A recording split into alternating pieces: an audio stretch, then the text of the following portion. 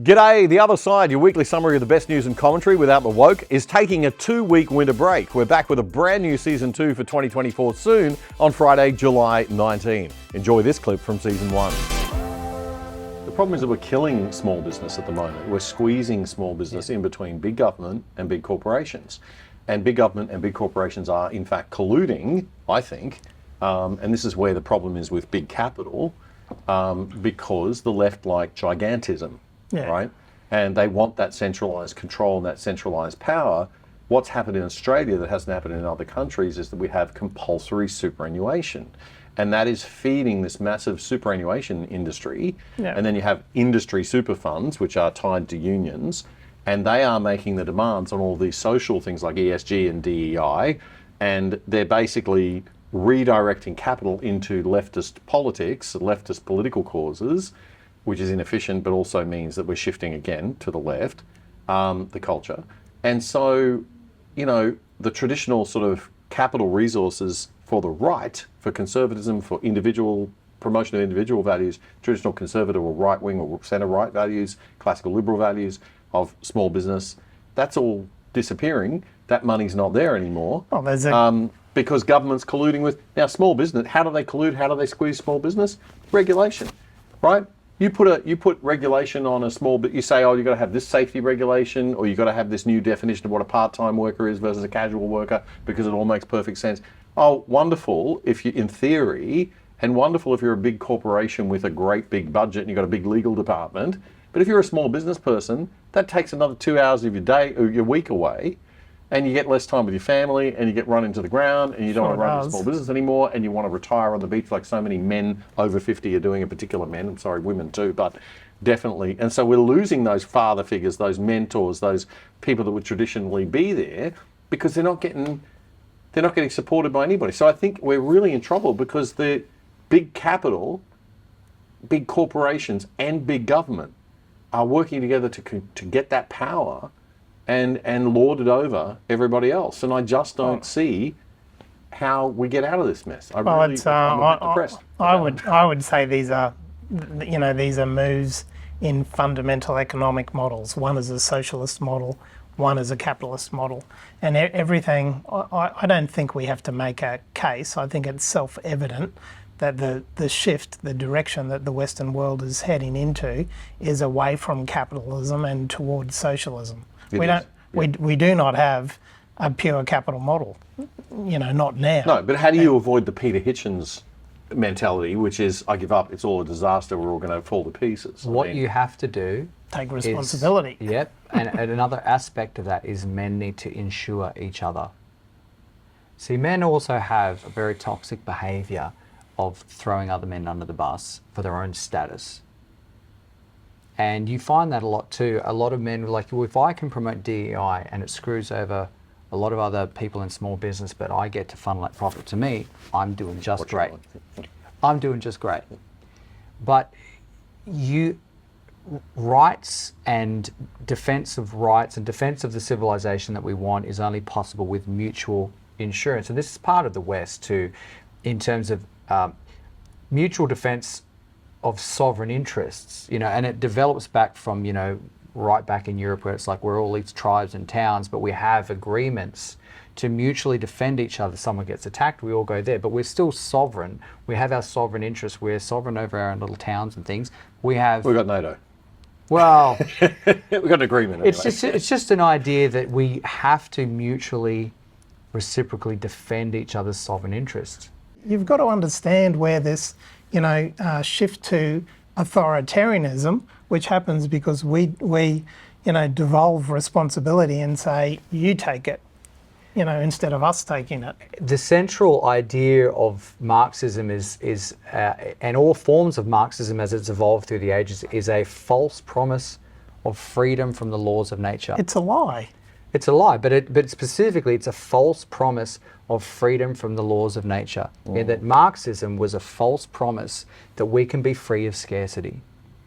And we can't, because it's a law of nature. Yeah, I see. And as it's evolved, the race Marxists have very openly taken to whatever they want to define as attacking white people, and they're selling their followers, their cult followers, a freedom a utopia after whiteness.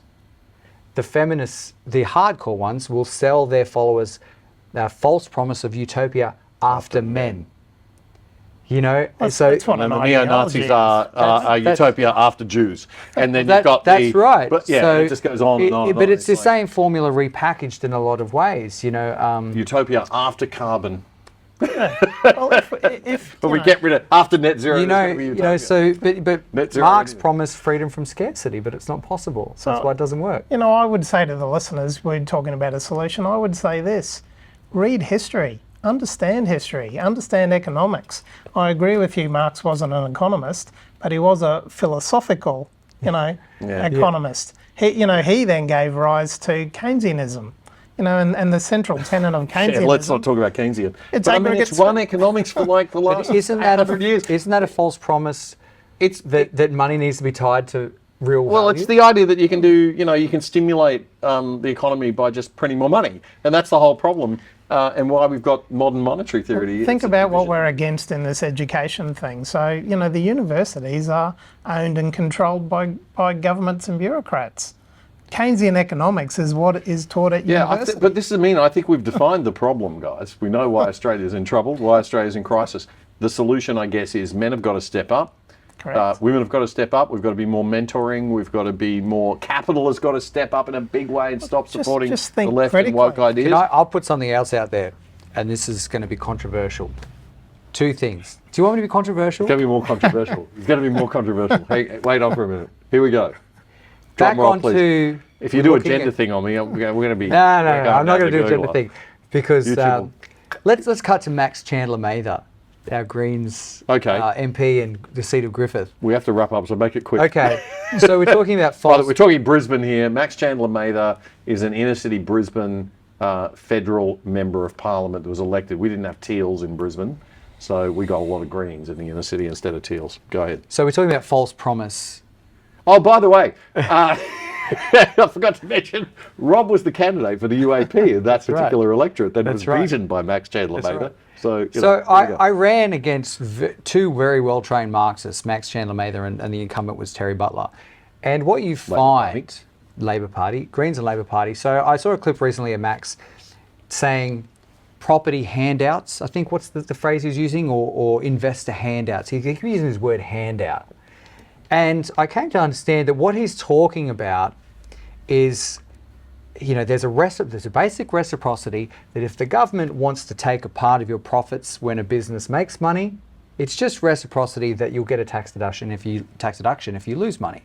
But claiming a tax deduction, Max is reframing, lying, calling that a handout.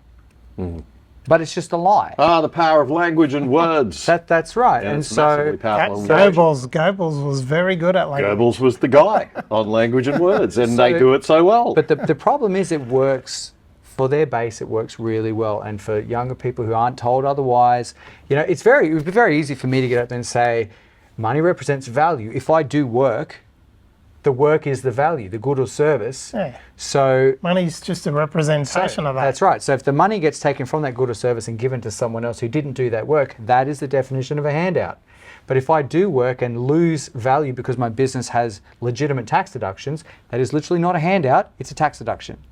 But he wants to equate, because being left-wing, he wants to justify handouts to his base, the consumption to his base, by equating, saying, we can take from all these corporates because they have illegitimate profits because they rely on handouts anyway. So basically, he's just lying. They're all going to pack up and go home. That's what they're going to do. Well, the point, Everybody's going to give up. the point is, though, he's lying. Yeah. Very brazenly. Yep. And another clip that's very famous from Terry Butler talking to Jordan Peterson is Jordan Peterson saying, well, in a democracy, women do have political agency. And she said, well, no, they don't because they're not represented in Parliament. He said, how can they not be represented in Parliament? They vote for representatives like everyone else. And so she did a category lie by saying that the assumption she didn't say but implied was that a woman can only be adequately represented in Parliament by another woman. Which if she voiced that axiom, that implication, you'd pick it apart as absurd.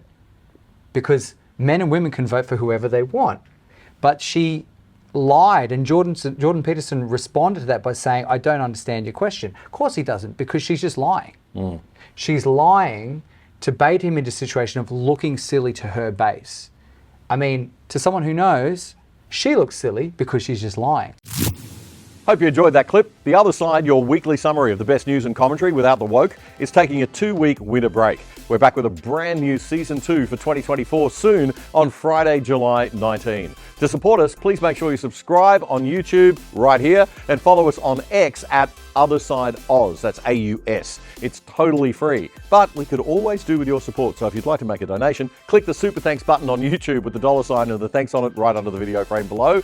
And if you're watching on YouTube, you can check out the full episode that this clip came from right here.